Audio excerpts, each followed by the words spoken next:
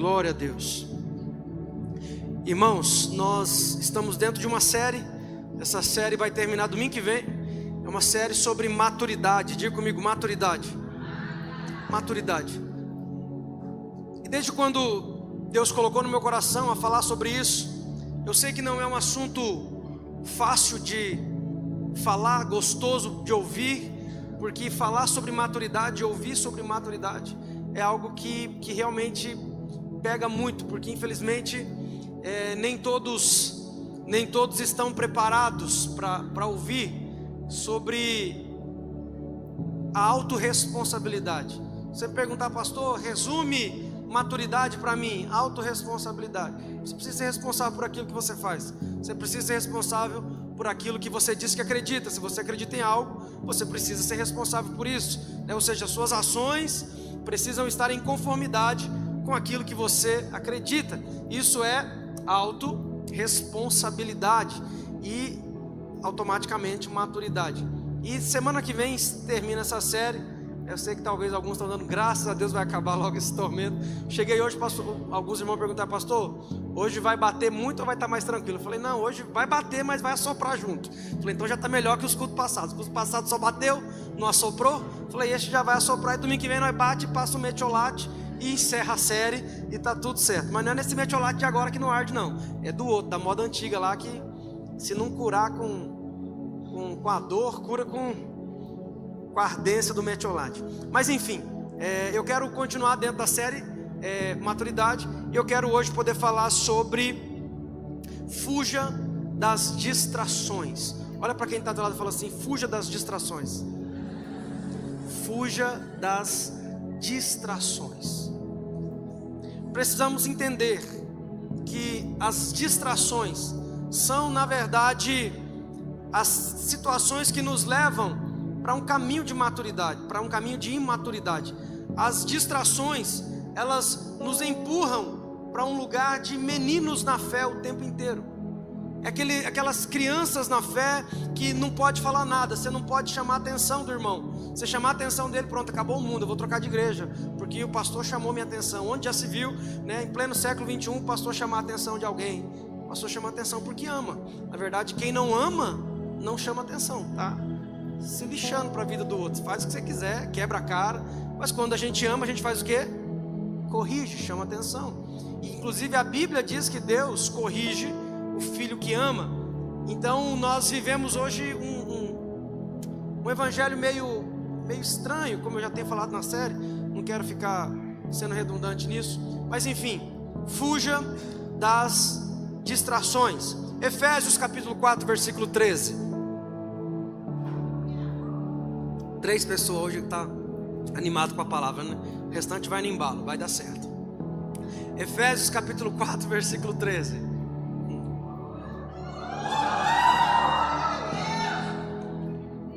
Até no final da mensagem pega no tranco, em nome de Jesus. Efésios 4, 13, quem encontrou diz amém. Diz assim: até que todos alcancemos a unidade que a fé e o conhecimento do Filho de Deus produzem, e amadureçamos, chegando à completa medida da estatura de Cristo. Esse texto aqui, Paulo está dizendo, o apóstolo Paulo, ele está dizendo assim, olha, o desejo de Deus é que nós cresçamos. Olha para o irmão que está lá e fala assim, Deus deseja que você cresça, irmão. Fala para ele assim, ó, o berçário infantil é só para as crianças. Fala assim, os adultos, Deus quer que eles cresçam e amadureçam. Quem está entendendo aí dá um glória. Já começamos de leve hoje, né? Deus, o desejo do coração de Deus é que nós sejamos cristãos maduros. O que é um cristão maduro? Irmão, e está difícil ser crente maduro no século 21. Está difícil ser crente maduro nessa era que nós vivemos.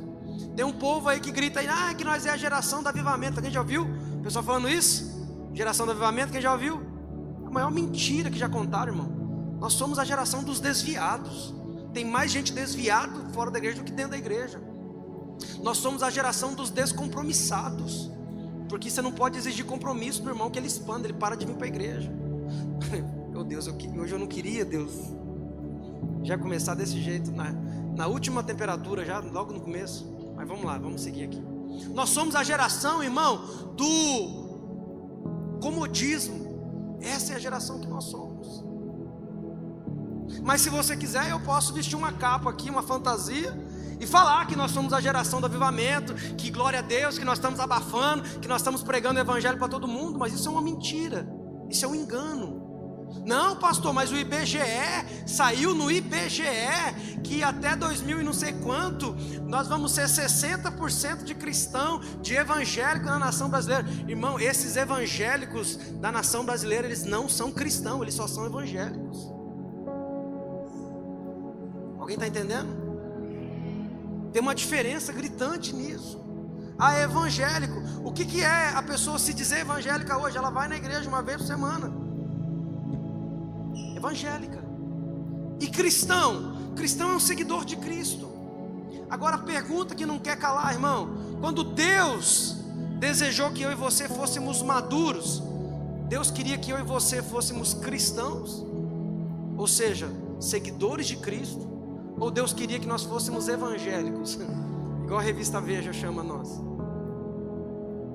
Olha para o irmão do lado e fala assim: evangélico é o nome que a Veja deu para nós.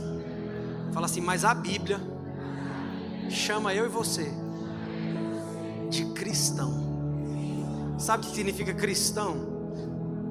Em Antioquia foi que os primeiros discípulos de Jesus foram chamados cristãos, porque eles se pareciam tanto com Cristo, que começaram a olhar para eles. A palavra cristão se chama um pequeno Cristo. Começaram a olhar para os discípulos de Jesus e falar assim: mas gente, é muito igual a Jesus, anda igual, fala igual, tem as mesmas, acredita nas mesmas coisas, faz as mesmas obras, demonstra amor para as pessoas, é muito igual a Jesus. Eles são cristãos, pequenos cristos. Esse é o desejo de Deus para mim e para você. Quem ainda está comigo aí diz aleluia. E o apóstolo Paulo, vou voltar para o texto aqui, senão se eu deixar livre, irmão, não vai dar certo. O apóstolo Paulo, ele diz que o objetivo de Deus é nos amadurecer, até que alcancemos a estatura de Cristo. Olha aqui para mim, porque às vezes a gente, nessa tentativa de ser evangélico, a gente se compara muito com os outros irmãos, né? É normal, todo mundo faz.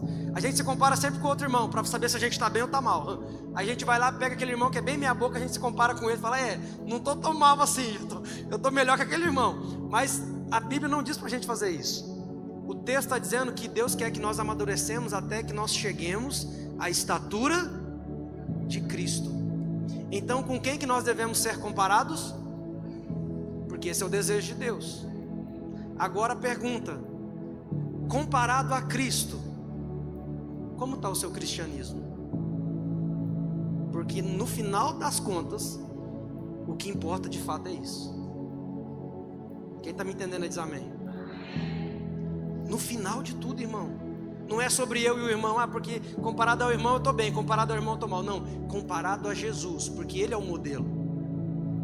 Deus quer que nós cresçamos e amadureçamos na medida de Cristo Jesus. Ele é o nosso modelo, Ele é a nossa referência. Quem ainda está comigo diz aleluia. Deus está trabalhando em nós com esse fim, para que sejamos maduros na estatura de Cristo Jesus. E nessa trajetória, nesse trajeto de maturidade e crescimento, Deus não vai desperdiçar sofrimento. Olha para o varão que está do lado ou para a varoa, fala assim: Deus não vai desperdiçar sofrimento. O que significa, pastor? Que Deus não vai desperdiçar, irmão, uma gota de sofrimento da sua parte nem da minha. Deus vai aproveitar todo o sofrimento que a gente estiver vivendo. Para quê, pastor? Para me consolar, para eu chorar mais? Não, Deus vai aproveitar o sofrimento para fazer com que eu e você cresçamos ainda mais na estatura de Cristo, porque esse é o propósito dele. Esse é o propósito de Deus para mim e para você. Então Deus não desperdiça sofrimento, e é verdade que Ele vai usar tudo como obra-prima. Pastor, está dizendo que Deus causa sofrimento? Não, Deus não causa nenhum sofrimento. Deus é bom, irmão. Os sofrimentos e os danos é consequência das nossas más ações. Mas Deus utiliza Porque Deus utiliza tudo aquilo que a gente entrega como matéria-prima na mão dele. E se a gente entrega como matéria-prima na mão de Deus coisas erradas que nós fazemos, e por conta disso vamos colher consequências, Deus vai pegar essas consequências e trabalhar nelas, para que eu e você possamos crescer e amadurecer na estatura de Cristo Jesus. Quem está entendendo diz aleluia. Quem está entendendo aí diz glória a Deus. Deus quer te amadurecer. Agora fala aí, seja sincero com você mesmo. Quantas vezes você abortou os processos que não deveriam ter abortado? Você lembra? Quando você desistiu daquilo que Deus falou para você e você parou de fazer? Quando Deus falou para você continuar e você parou? Quando Deus falou para você perseverar e você parou? Quando Deus falou assim para você, ó, não se justifica, fica quieto que eu vou te justificar, e você foi lá e começou a falar. Quantas vezes você abortou os processos que Deus colocou você, estabeleceu você? Quantas vezes você desistiu de coisas que não podia ter desistido? Quantas vezes você deixou de ouvir conselhos que te livrariam de problemas? Quantas vezes? E por conta de escolhas que fizemos, vem consequências sobre nós. E tem pessoas que no meio das consequências elas gritam e clamam a Deus: Deus, por que disso? Tudo é consequência daquilo que nós fazemos. Quem está me entendendo diz amém. Deus não causa absolutamente nada de ruim. Olha para o seu irmão, dá um sorriso e fala assim: Deus é bom, irmão. Fala, pode acreditar, Deus é bom. Mas não é por causa disso que Ele não vai utilizar as coisas ruins em seu favor. Pastor, me dá a base bíblica para isso. Romanos 8, 28, 29 vai dizer que todas as coisas cooperam juntamente para o bem daqueles que amam a Deus, daqueles que são chamados segundo o seu propósito. Todas as coisas, isso significa que as coisas boas cooperam, as coisas ruins também cooperam. E deixa eu te falar, a Bíblia diz que o sofrimento produz. Se tem algo que produz coisas boas em nós, é o sofrimento. Quando uma pessoa está passando por um momento de sofrimento, ela está passando por um momento de dificuldade, de adversidade, seja qual for, se ela perseverar naquilo, irmão, quando ela atravessar aquela fase, atravessar aquele ciclo e chegar do outro lado, aquele sofrimento vai ter gerado algo extraordinário e poderoso na vida dessa pessoa. Desde que ela não aborte o processo, desde que ela não fuja daquele caminho que ela decidiu trilhar e que agora Deus está conduzindo ela para o crescimento e amadurecimento dela. Um dos principais inimigos da maturidade é a distração, e aqui eu quero voltar para o nosso tema central. Um dos principais inimigos da maturidade de uma pessoa é a distração. A distração retarda o processo de maturidade. Você já viu uma criança distraída? Nós temos 2 lá em casa. E tem dia, irmão, que para eles comer, a gente tem que fazer aviãozinho. Quem já passaram nessa fase, né? E faz aviãozinho, olha o aviãozinho, olha a bicicletinha, e olha a borboleta, e olha o passarinho. Ó, o passarinho está te vendo comer, filho, come, filho. E vai, irmão. E eles vivem numa distração, e aí você vai e consegue com muito custo dar uma colherada na boca. Ele fica aquela colherada na boca, irmão, 20 minutos mastigando aquele arroz, até sumiu o arroz de tanto que mastiga. E você vai com a colher de novo, não quero, e distraído, e olha uma coisa e vê outra. E na cabeça da criança, qualquer coisa que acontece é um evento muito grande. Então, está ali comendo, acontece alguma coisa, toda a atenção da criança vai para aquilo que aconteceu. E ela se distrai com muita facilidade. Mas não é somente criança que se distrai. Nós, como adultos, temos um impedimento muito grande dentro do nosso trilho de maturidade. E esse impedimento se chama distração. Olha para o irmão do lado e fala assim: distração, vaso.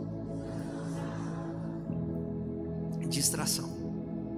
A distração limita a visão que nós temos da realidade, distorce a visão da realidade. A distração, ela tira o peso da realidade, daquilo que de fato é a verdade.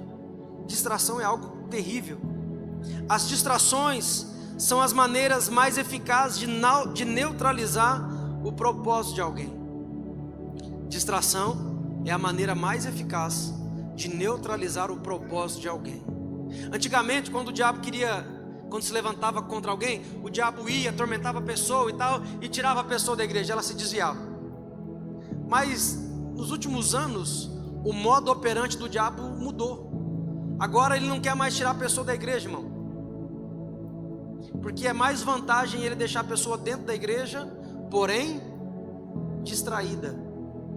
Porque um distraído distrai o outro, que distrai o outro, que distrai o outro, amém? Vai distraindo todo mundo. Quem está me entendendo? E nós, como eu disse no começo, somos a geração da distração.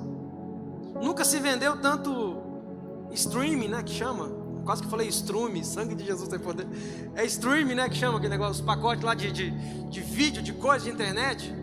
E um monte de Netflix, Prime Video, não sei das quantas. E aí a pessoa fala assim, o que vai fazer no final de semana? Ah, eu vou maratonar a série e tal.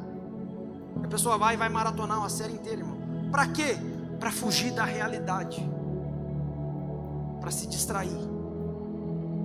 Aí pastor, é proibido assistir TV e série aqui na igreja? Não, não é não, irmão. Só é proibido você ficar distraído demais, senão você vai perder aquilo que Deus está fazendo. Quem está me entendendo diz aleluia. Nós somos a geração da distração. E irmãos, a nossa geração ela é bombardeada nesse nível, sabe por quê? Porque nós usamos tudo no celular hoje, sim ou não? Tudo é celular. Você vai pagar conta no celular, você vai receber e-mail no celular, WhatsApp no celular, ligação quase ninguém mais faz, mas é também no celular. Quando alguém liga, é no celular que liga. Ultimamente está ligando no celular. Tudo é no celular que acontece. E aí você está ali às vezes fazendo algo relevante no celular, chega um aviso, fulano de tal te mandou uma mensagem. Aí você não consegue, irmão, o dedo coça, você fala assim, ai meu Deus, clico no aviso que chegou ou não clico? Aí você clicou, aí você já vai ver. Esses dias atrás estava rolando como é que chama aqueles vídeos?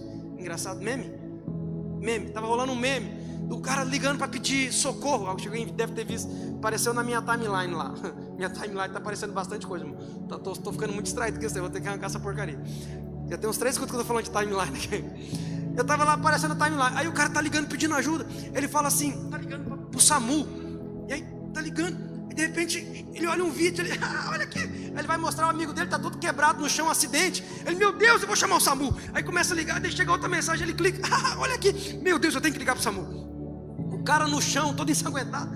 E ele ia ligar pro SAMU, se distraiu e ia mostrar a mensagem pro menino. É mais ou menos o efeito que nós estamos vivendo na nossa geração. Você pega o celular para fazer uma coisa, mas de repente você já vê um negócio, clica no negócio, já abre, outro abre. E quando você vê, passou um tempo, passou um momento e você não conseguiu fazer aquilo que você deveria fazer. Distração. Isso é só uma gota dentro do oceano. Agora, se tecnologicamente nós nos distraímos, imagina isso espiritualmente. Quais têm sido as distrações que têm roubado você do teu trilho de maturidade? Quais têm sido as distrações que têm roubado você do propósito de Deus para a sua vida? Quem está entendendo diz amém. Hoje nós vamos ver uma das principais estratégias contra a vida de um cristão, chamada distração. Amém? Quem ainda está comigo aí diz aleluia. Então vamos lá. Primeiro, não se distraia com aquilo que Deus não te chamou para fazer. Não se distraia com aquilo que Deus não te chamou para fazer. 2 Timóteo, versículo 2, capítulo 2, versículo 4 diz assim: pois o soldado, quando está servindo, quer agradar ao seu comandante, e por isso não se envolve em negócios da vida civil. O soldado, quando está servindo na batalha, irmão, agora meu sobrinho foi pego lá pelo exército. Como é que chama? Alistou, foi. Mas eles ficam lá, como é que chama? Mas como é que fala o nome que eles ficam? Eles ficam internados lá no começo, né? Acho que ficam uns 15 dias lá que não pode falar no telefone, não pode nada. Aí minha irmã estava falando lá que eles ficaram isolados lá uns 15 dias lá, acho que, sei lá o que é para fazer. E aí não pode mexer em nada. Quando uma pessoa se alista, ela está se alistando porque ela quer agradar ao seu Senhor. Nós fomos alistados no exército de Cristo Jesus, irmão. Olha para o irmão e fala assim: ô soldado. Fala, você foi alistado no exército, vaso. A sua vida já não é mais sua. Acabou. Sua vida já era. Agora você vive para agradar o Senhor dos Senhores, o Rei dos Reis, o Senhor dos Exércitos. E o texto está dizendo que nenhum soldado que se alistou, ele se envolve com coisas dessa vida. Às vezes nos distraímos tentando fazer 1000 coisas, tornamos a vida uma correria sem fim, E nessa correria fazemos tudo, menos aquilo que Deus nos chamou para fazer.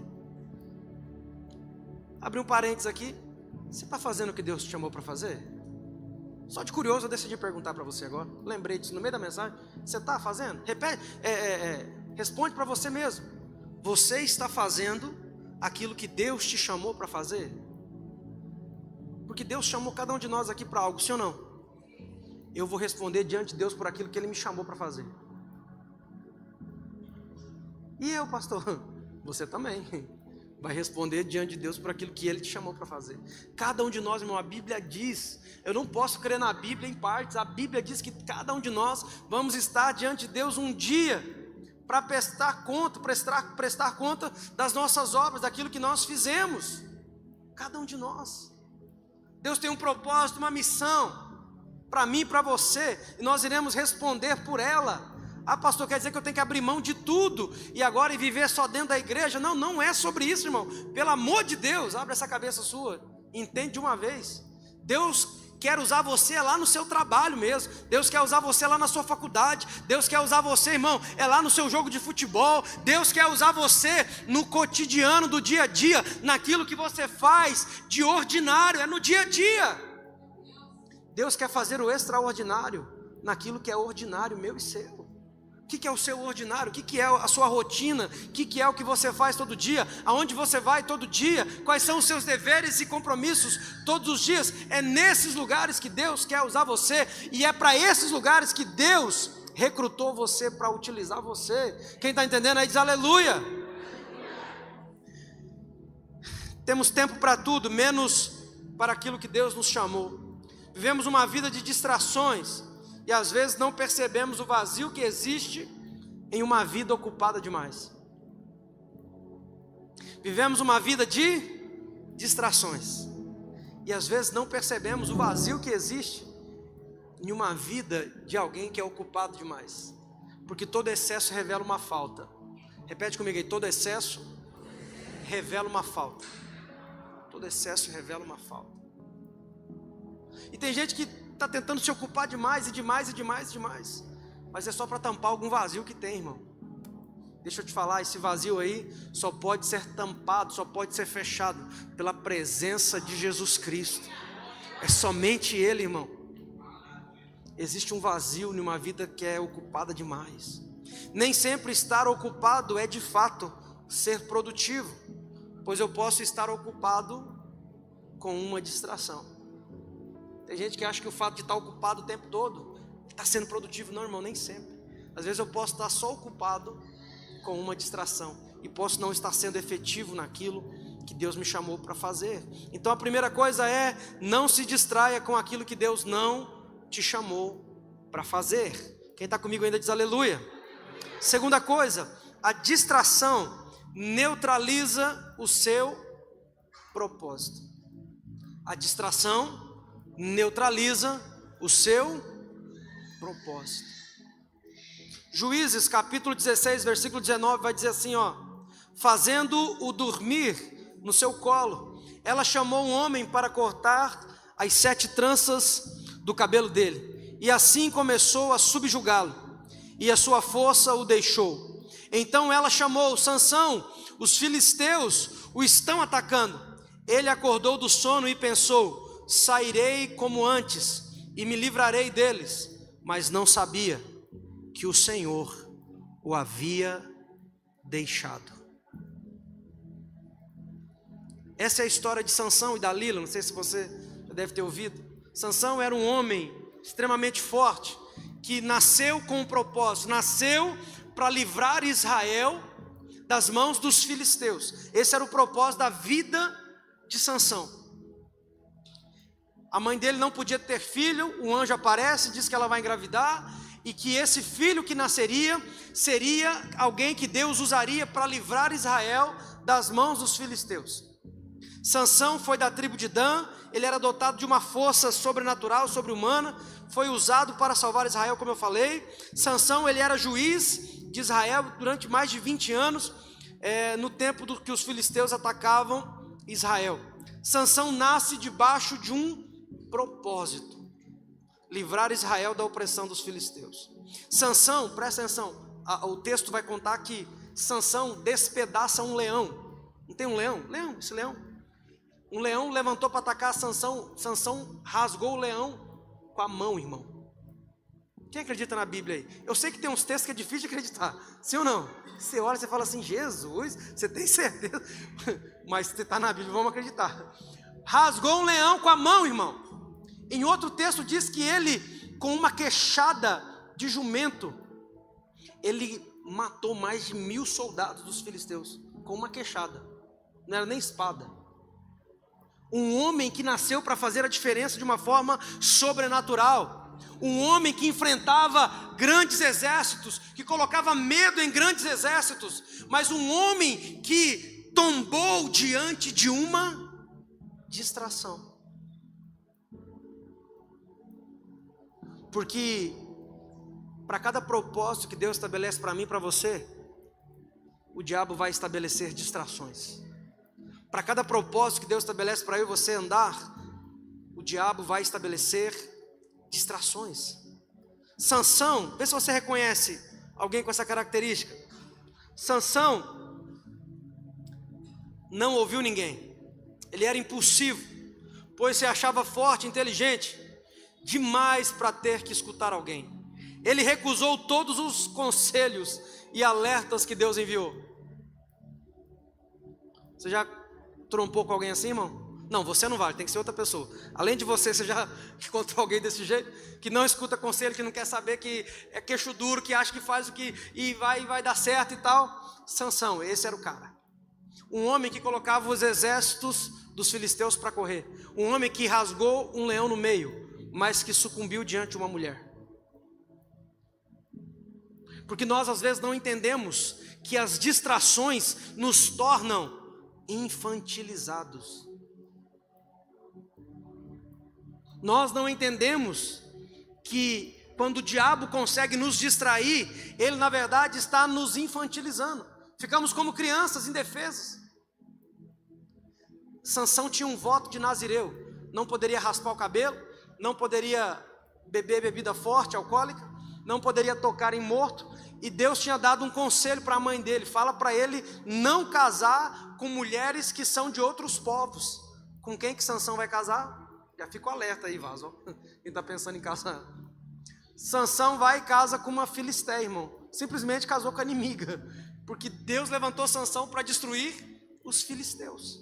Ele vai e casa com as meninas lá dos filisteus. E aí ela começou: Sansão, fala para mim da sua força. E ele ia, mentia. Minha força está na minha unha. Se você cortar minha unha, eu vou perder a força. Aí quando ela dava vinho, ele bebia. Aí ela ia lá, cortava a unha dele. A unha que eu estou fazendo um paralelo, tá, irmão? Não vai estar escrito isso lá. Aí cortava a unha, ela falava assim: os filisteus estão vindo. Ele acordava e a força ainda estava. Aí ele foi mentindo para ela, enganando ela. Chegou uma hora que ela falou assim, aqueles joguinhos psicológicos, né? Que você não me ama, você não quer contar para mim, você não, eu vou embora porque você não ama eu mais. O que foi, Dalila? Abrindo um parênteses aqui, lembrei aqui. Você sabe o tamanho do pecado de Sansão? Quem sabe? O tamanho do pecado de Sansão? A Bíblia fala o tamanho do pecado de Sansão. Era dali lá.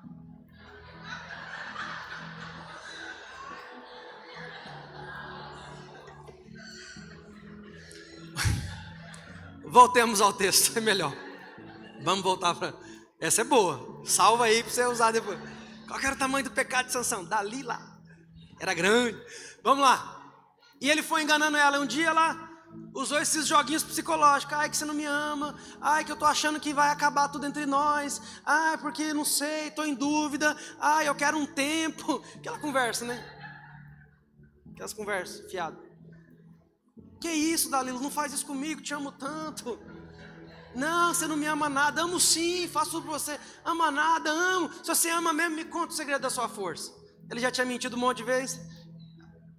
O tonto, com todo respeito, o tonto do Sansão foi lá e o segredo da minha força está nos meus cabelos. Se raspar meu cabelo, eu perco as forças. Aí Dalila falou: toma aqui esse vinho então, meu amor, relaxa. Toma mais um vinho, mais um vinho, mais um vinho. chapou Sansão. Quando ele dormiu, foi o texto que nós lemos. Ela chamou um homem, cortou o cabelo dele. E aí ela sussurrou, ó o Satanás, ó o demônio. Corta o cabelo do cara, depois vem e sussurra no ouvido dele. Os filisteus estão vindo. Sansão fala o quê? Tá tudo certo, eu vou me levantar como antes. E eu vou para cima deles. Arrumo uma queixada de jumento, que eu vou matar uns 1000. Só que o texto diz, ele não sabia que o Espírito de Deus o havia deixado. Porque às vezes nós ficamos flertando com as distrações. A gente vem para o culto, não presta atenção. Deus está falando, a gente não ouve. Deus está direcionando, a gente não está nem aí. Deus está dando instrução, Deus está dando direção, e a gente está fingindo que não é com a gente. Irmão, deixa eu falar um negócio. Deus é um Deus amoroso e Deus fala. Chacoalha esse irmão e fala assim, Deus fala, irmão. A gente que às vezes não quer ouvir. Deus fala, Deus mostra, Deus revela. Revela com o profeta, pastor? Não, irmão, revela na palavra. Deus vai na palavra que Deus fala e revela. Deus mostra. Mas a gente é tomado do espírito de Sansão. Não, eu dou conta. Não, é que Deus me deu isso aqui, é para me fortalecer. Vai dar certo. Eu vou conseguir. Vai ser bom. Para cada Sansão, o diabo tem preparado uma Dalila. Para cada propósito, o diabo tem preparado uma distração. A pergunta é, irmão, qual tem sido a sua distração? O que é que tem roubado você daquilo que você prometeu para Deus que ia fazer e parou de fazer? O que é que tem tirado você daquele lugar de sinceridade e fidelidade com Deus em todas as áreas da sua vida? E a gente começa a se distrair. E a distração, irmão, ela é como um desmoronamento, nunca vem de uma vez. Primeiro rola uma pedrinha, depois rola uma pedrinha maior, e depois rola uma pedrinha maior, e o pessoal está falando, gente, sai daí, vai desmoronar. Não, é só umas pedrinhas que está rolando aqui, não faz mal nenhum. Não, mas as pedrinhas estão vindo, é porque está vindo o desmoronamento grande. Não, está tudo certo, pode ficar tranquilo, a gente está bem. E depois que as pedrinhas rolam, irmão, vem o desmoronamento grande, e aí não dá tempo de fazer nada. Qual tem sido as distrações que tem nos infantilizado? Quem está me entendendo aí diz aleluia. Existem coisas que estão nos distraindo, que agora pode ser divertido, mas o final delas é morte. Sabe como é que termina a história de Sansão, irmão? Feito palhaço, literalmente. Aqui eu não estou sendo sarcástico com ele, não. Os filisteus pegam ele porque ele perdeu a força. Os filisteus fazem uma grande festa, um grande banquete, e leva Sansão para servir de palhaço para o clã filisteu. Porque esse é o final de quem não obedece aquilo que Deus está falando, não ouve as direções que Deus está dando. Nós precisamos entender, irmão, que antes do desmoronamento vem as pequenas pedrinhas rolando. A questão é, você vai ouvir o direcionamento de Deus, ou você vai continuar ignorando os fatos? Você vai continuar se distraindo? Você vai continuar achando que está tudo certo? Você vai continuar achando que não ter um tempo de oração está tudo bem? Que não ter um tempo de leitura da palavra está tudo bem?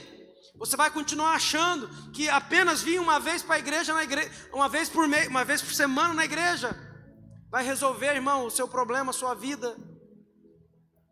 Alguém tem que te falar a verdade, irmão. E eu te falo, não vai resolver. Ser evangélico é diferente de ser cristão. Deixa eu falar um negócio, irmão. Deus está procurando os cristãos. Aonde estão os cristãos? Aonde estão aqueles que fazem a diferença? Aonde estão aqueles que são posicionados? Aonde estão aqueles que são maduros? Aonde são aqueles, irmãos, que podem ouvir uma palavra de correção, que entendem que essa palavra de correção vem para que eles possam avançar ainda mais? Porque é esse tipo de pessoa que cresce, que avança. Porque tem gente, irmão, que decide levar tudo para o pessoal. Tudo é pessoal, tudo é contra ele. Não, irmão, não é. Tem coisa que não é. Quem está me entendendo diz aleluia. Terceira e última coisa. A distração te faz não perceber a presença de Deus. Lucas 10:40, a história de Marta e Maria você conhece. Diz assim: Marta, porém, andava distraída em muitos serviços, e aproximando-se disse: Senhor, não se importa de que minha irmã me deixe servir só? Dize-lhe que me ajude. E respondeu Jesus e disse-lhe: Marta, Marta, estás ansiosa e preocupada com muitas coisas, mas uma só é necessária. Maria escolheu a boa parte, e essa não lhe será tirada. A distração me faz perder o tempo da visitação de Deus sobre a minha vida. Irmão, Jesus estava dentro da casa da Marta. Marta estava preocupada em fazer café, em lavar a louça, porque Jesus chegou de repente. Imagina você, irmão, recebendo alguém de extrema importância, de extrema autoridade, de última hora na sua casa, sem avisar, sem nada. Está tudo espalhado pelo chão, calçado dos meninos, as casas tudo sujas, a louça lá na pia. Marta saiu como qualquer pessoa: vamos lavar, vamos arrumar. Jesus chegou, enquanto Maria olhou e falou assim: o quê? Jesus está na minha casa? Às vezes eu tenho que andar de grande distância para ouvir Ele está aqui em casa. Eu vou sentar aos pés dEle e vou ouvir cada palavra que Ele tem para falar. Eu não quero saber de café, eu não quero saber de pão, e afinal de contas pão, esses dias Ele multiplicou pão se Ele quiser, Ele multiplica aqui, se Ele quiser comer nós come, mas eu quero ficar sentado aos pés dEle, ouvindo o que Ele tem para falar. Porque quando nós nos distraímos, nós perdemos a sensibilidade da presença. E você já reparou como isso acontece? Quando a gente se distrai, a gente perde a sensibilidade daquilo que Deus está fazendo na nossa vida, e a gente começa a ser uns crente murmurador, ingrato, que nada dá certo para mim, que nada acontece, tudo é mais difícil para mim. E aí a gente já começa: ó dia, ó azar, ó céus, eu sou, tudo de errado só acontece comigo. Sabe qual é o problema disso? Diga comigo: distração. Porque quando nós tiramos os olhos de Jesus, nós ficamos infantilizados e nós não conseguimos enxergar a realidade das coisas. Lembro-me de uma situação onde os discípulos estavam no barco e uma grande tempestade bateu e estava para afundar o barco. Jesus vem andando sobre as águas, os discípulos ficam com medo, achando que era um fantasma. Havia uma tradição na época que quando a pessoa estava perto de morrer, ela via um fantasma vindo em sua direção para levar a alma dela. Por isso que imagina os discípulos no barco, as ondas batendo, quase afundando, no meio da tempestade. Eles olham e vê Jesus vindo de branco para o lado dele. Falam assim: morremos, e a assombração está vindo buscar a gente. E eles começaram a gritar desesperado. E nessa Jesus fala assim: ei, se acalmem, sou eu. Pedro responde: se és tu, manda-me ir ter andando contigo sobre as águas. Jesus falou: vem. A Bíblia diz que Pedro sai da água e sai do barco e começa a andar sobre as águas, no meio da tempestade. Você consegue imaginar a cena? Imagina aí, me ajuda. Irmão, o barco estava quase afundando, Jesus vindo sobre as águas agitadas. Jesus fala: sai do barco e vem. E Pedro andando, enquanto ele está olhando para Jesus, as águas estavam maior que ele aqui, irmão, subindo, e está tudo certo. Mas o texto diz assim, ó: e Pedro, tirando os olhos de Jesus e colocando na tempestade, começou a afundar. Porque quando nós tiramos os olhos de Jesus e colocamos nas distrações, é isso que acontece conosco. Nós começamos a afundar e a naufragar nos problemas da vida. Às vezes nós estamos enfrentando por problemas, adversidades e situações que não eram para estar nos afundando, irmão. Problema e adversidade todo mundo passa, não tem como evitar, mas não era para elas estarem nos afundando. Olha para o irmão e fala assim: não era para você estar afundando não, irmão.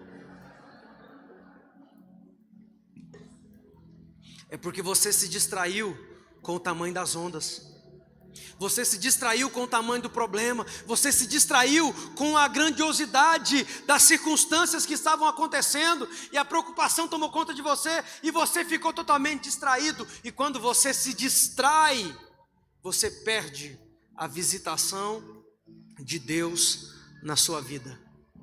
Marta não percebeu que era o próprio Jesus que estava na casa dela.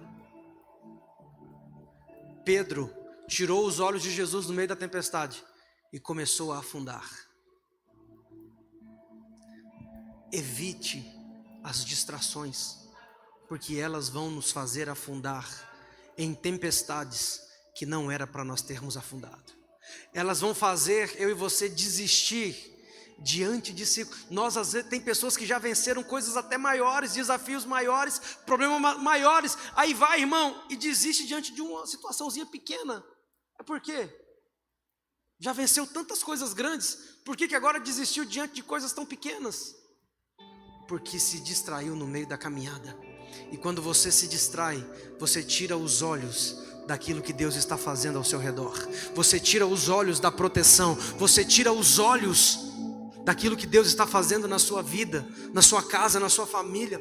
Talvez você está com um problema no seu casamento, com seu filho, na finança, e você começou a se distrair, começou a afundar, naufragar. Irmão, isso não é para te matar, isso não é para afundar você, isso vem para fortalecer a sua fé. Como eu disse um pouco mais cedo, Deus não desperdiça sofrimento. Ele vai fazer algo bom sair do meio disso, eu tenho certeza. Mas nós não podemos ser infantis de olhar as tempestades e começar a duvidar do poder do Deus que nós servimos. Pastor, e se eu afundar? Ele vai te fazer andar sobre as águas. Mesaque, Sadraque e Abednego foram jogados no fogo aquecido 7 vezes mais. A Bíblia diz, irmão, que o fogo não teve poder sobre eles. Eles foram jogados amarrados dentro da fornalha. O fogo derreteu a corda que os amarrava, mas não derreteu uma linha da roupa que eles vestiam. Nem somente um fio de cabelo foi queimado, nem cheiro de fumaça tinha nas roupas.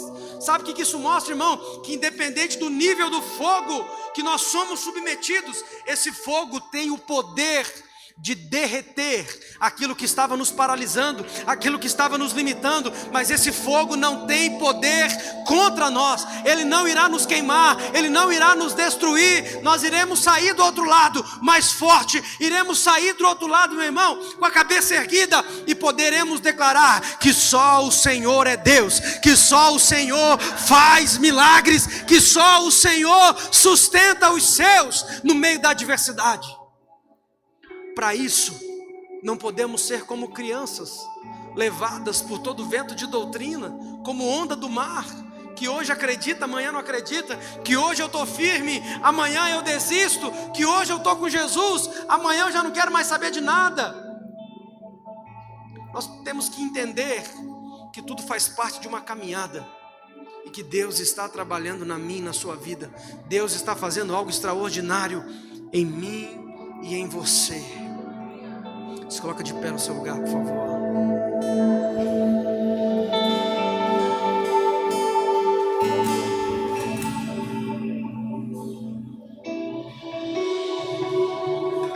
A distração de Marta fez ela perder a presença. Jesus estava na casa dela, mas a prioridade dela era errada. Talvez você não está conseguindo enxergar Jesus no meio do problema, porque a sua prioridade está errada, irmão. Talvez você não está conseguindo enxergar a resposta, porque você está distraído, tentando entender como é que Deus vai fazer. Irmão, isso não é problema seu, deixa isso com Deus. Coloque os seus olhos em Jesus. Ele é o autor e consumador da sua fé. Ele é quem pode fazer aquilo que ninguém pode. Só Ele pode. Só Ele pode fazer. Eu quero orar por você nessa noite. Quero chamar os pastores à frente. Você que precisa de uma oração, sai do seu lugar e venha. Queremos orar sobre você, impor as mãos sobre você e declarar um tempo novo sobre você, uma nova história sobre a sua vida, um tempo de maturidade, um tempo de crescimento, um tempo de amadurecimento, um tempo onde você vai viver tudo aquilo que Deus tem para a sua vida. Vem, vem, vem, sai do seu lugar e vem. Aleluia, aleluia, aleluia. Sai do seu lugar e vem. Aleluia. Pode chegar para cá, ajuda aqui, pessoal, por favor. Cadê os irmãos, os diáconos? Por favor, me auxilie aqui.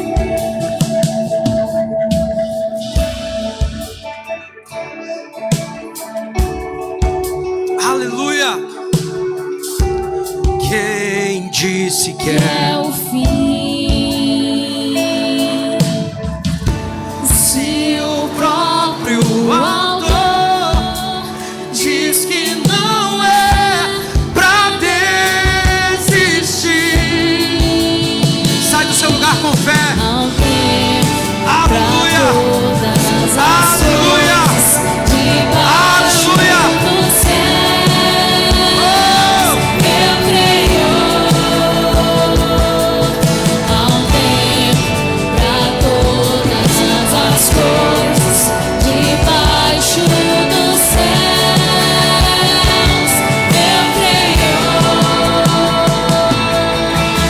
Nova história.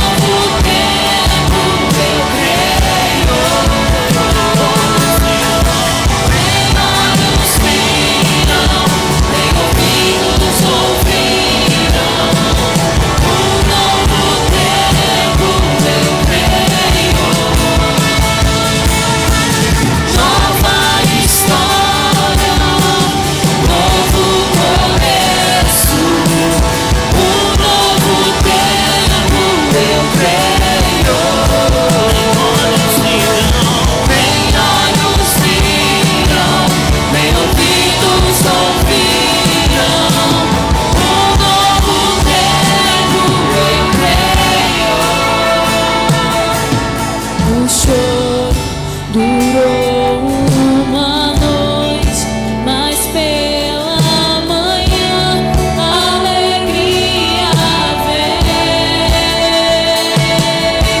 O choro durou uma noite, mas pela manhã a alegria veio.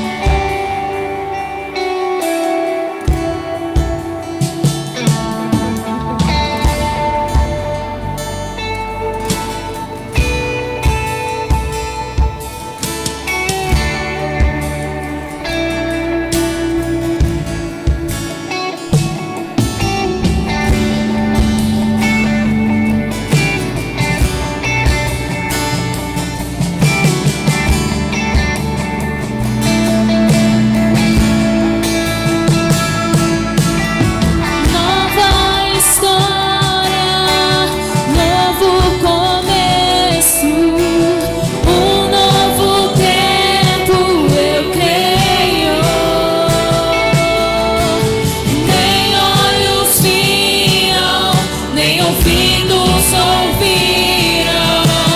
Um novo tempo eu creio, nova história, novo começo. Um novo tempo eu creio, nem olhos viram, nem ouvidos ouviram. Um novo tempo eu creio, nova história, novo começo. Um novo tempo eu creio, nem olhos viram, nem ouvidos ouviram. Um novo tempo eu creio.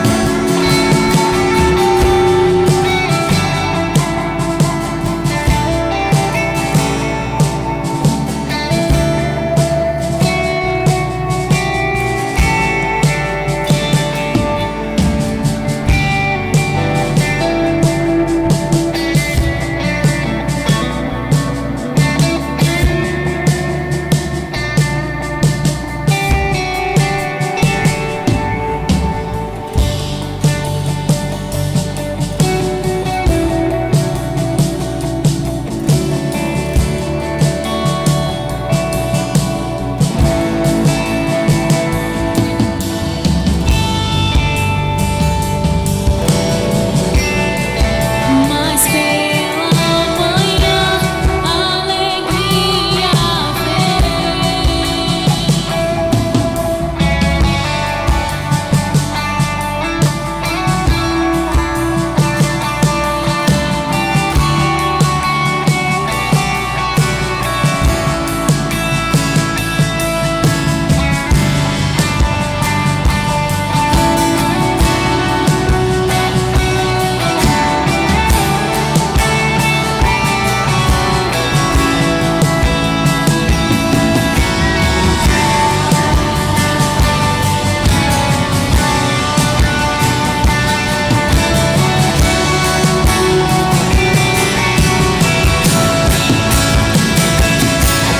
o choro durou uma noite, mas pela manhã alegria veio. Declare isso, o choro durou. O choro Durou uma noite, mas pela manhã alegria. veio. O choro durou. O choro durou uma noite, mas pela Alegria o choro durou. Declare. O choro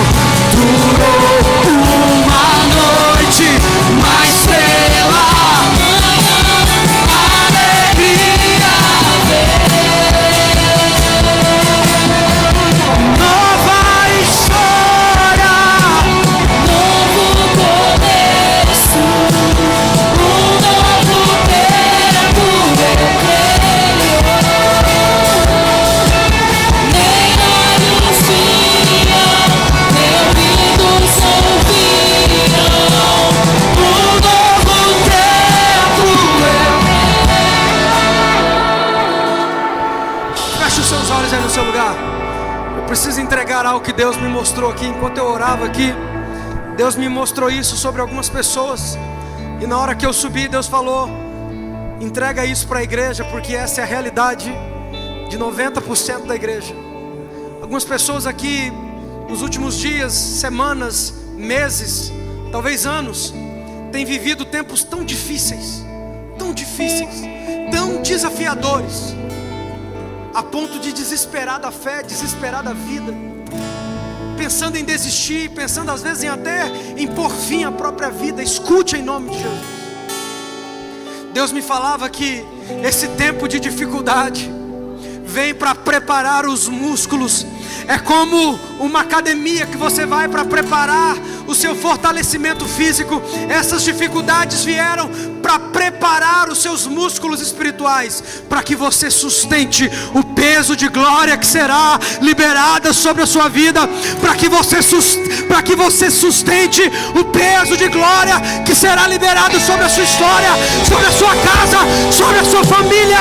Um tempo novo, um tempo novo, um tempo novo, um tempo novo. Aleluia! Nova história, novo começo, um novo tempo eu creio. Nem olhos viram, nem ouvidos ouviram, um novo tempo eu creio. Não é para te matar, não é para te ferir, não é para te humilhar, é porque é o processo de fortalecimento. Se Deus não te fortalecer primeiro, você não suportaria o peso de glória que será revelado em várias áreas da sua vida.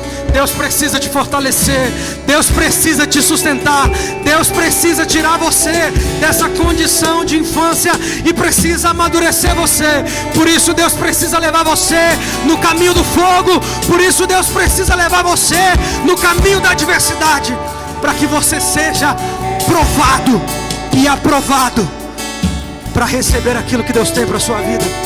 Deus não entrega coisas grandes para crianças. Deus não entrega coisas grandes para crianças. Deus precisa nos amadurecer. Deus precisa nos forjar. Quem está entendendo aí diz aleluia. Quem está entendendo aí diz glória a Deus. Aplauda Jesus bem forte aí. Aleluia. Aleluia.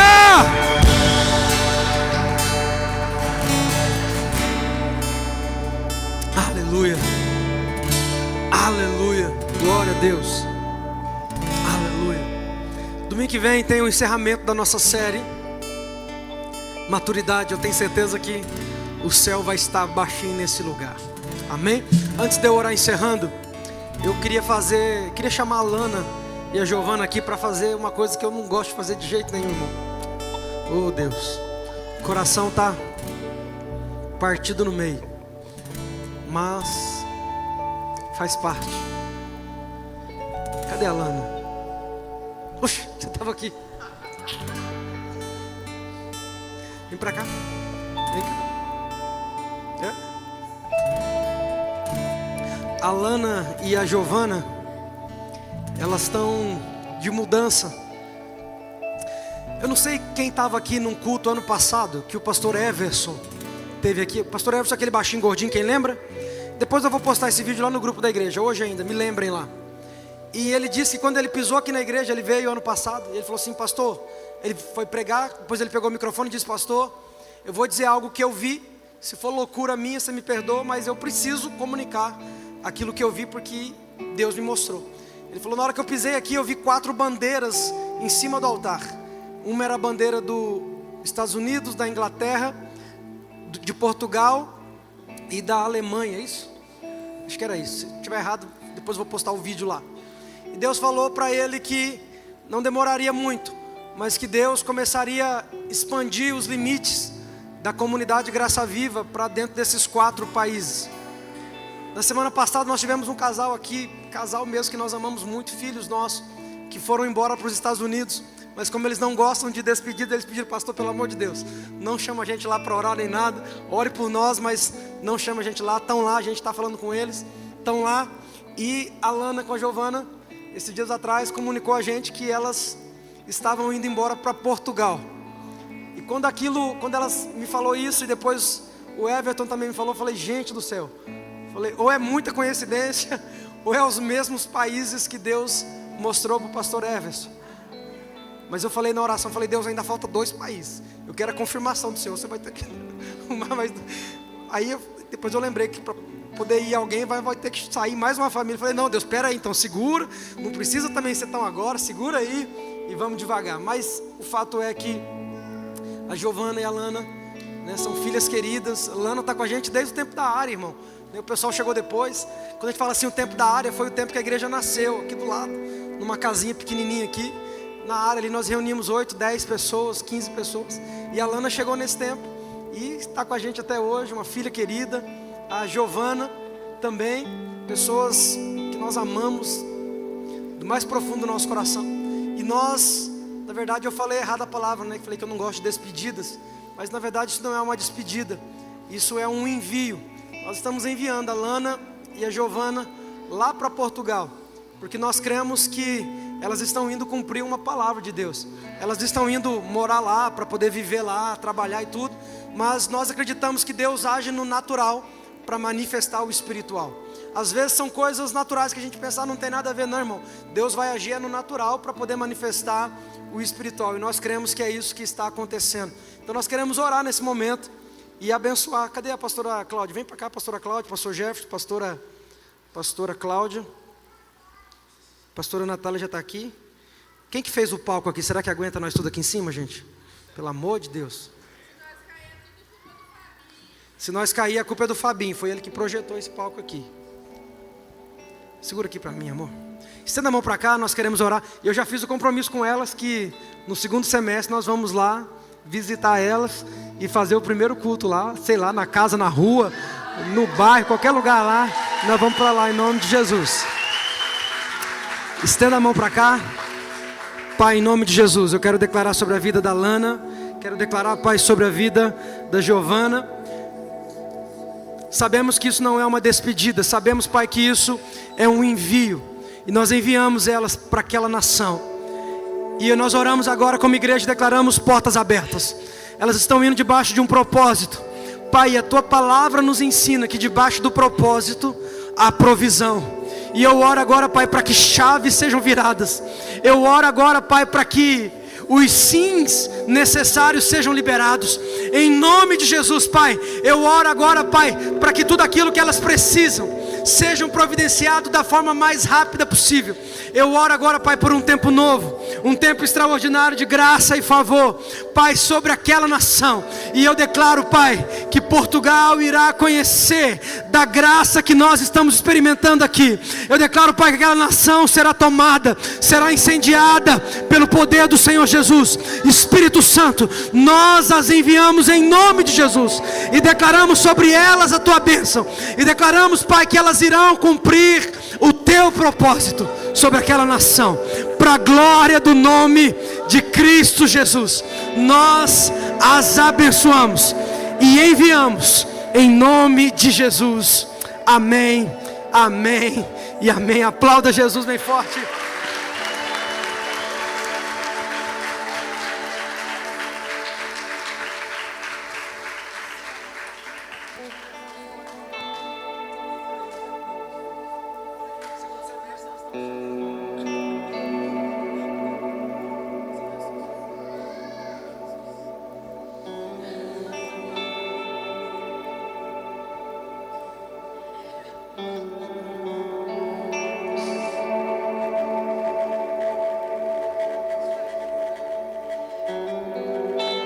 Aleluia. Fica aqui comigo hoje. Amém, queridos. Depois, se você quiser, se você tiver proximidade, quiser dar um abraço nelas, elas vão agora final de semana, acho que é sexta-feira, vão para Cuiabá e pegam o voo. E no segundo semestre nós vamos chegar lá, em nome de Jesus. Amém, queridos. Vamos orar, encerrar o culto. Vou pedir para a pastora orar, encerrar o culto hoje, que eu estou com saudade de ouvir a voz dela. É uma voz assim, irmão, que mexe comigo por dentro. É um trem assim que, olha, me deixa abençoado.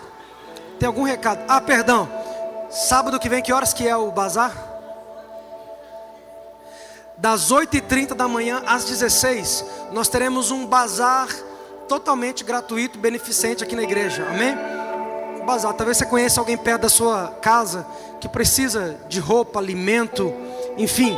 Nós teremos aqui o grupo de ação social, vai estar aqui das 8h30 às 16. É para trazer roupa ainda ou não? Já tem as roupas? Até quinta-feira, se você tiver roupa na sua casa, traga. Vamos servir de bênção, servir de resposta de Deus para a vida de famílias. Mas não traz coisa velha não, irmão. Aquele trem que você já não usa mais, que está rasgado, manchado. Trazer coisa velha vai dar só trabalho para nós. Isso aí não é de Deus não, amém? Traga coisa boa. Não está usando mais, traz coisa boa. Coisa velha, o lugar de colocar coisa velha é no lixo. Não é na igreja não. Olha pro irmão e fala: vigia, vaso. Você gosta de receber coisa velha? Não gosta, né? Então também não planta coisa velha na vida dos outros não. Toma vergonha, amém? Coisa boa que você não usa mais, está em bom estado, amém? Amém, pode trazer sapato. Não precisa ser novo, mas tem que estar em bom estado, tem que estar usado. Teve um tempo atrás que o irmão trouxe um sapato furado aqui, dá vontade de tacar na cara dele. Faz isso não, irmão. Traz coisa boa, para a gente poder abençoar as pessoas com coisa boa, tá bom? A pastora vai orar aqui, eu vou estar lá na porta para poder dar um abraço em você. Ó, ele me chamou para ficar junto com ele e vai embora. Levante suas mãos, vamos agradecer a Deus, amém? Pai, nós te agradecemos nessa hora por esse culto, por essa palavra, Senhor Jesus, e por essa direção, Pai. E nós pedimos nessa noite, Pai, que essa palavra continue nos direcionando a cada dia dessa semana, Senhor Jesus. Nos dando força, Senhor Jesus, nos dando firmeza, Senhor Jesus, senso de propósito, Pai. E que toda distração caia por terra em nome de Jesus. Nós pedimos sobre essa semana bênçãos sem limite, Senhor Jesus. Negócios fechados, Pai, empresas abençoadas, Pai. E as famílias, Senhor Jesus, cheias do seu amor e da sua graça e do seu favor, em nome de Jesus. Nos dê uma semana maravilhosa na sua presença, Senhor Jesus, e nos encha do seu amor e da sua graça, em nome de Jesus. Amém?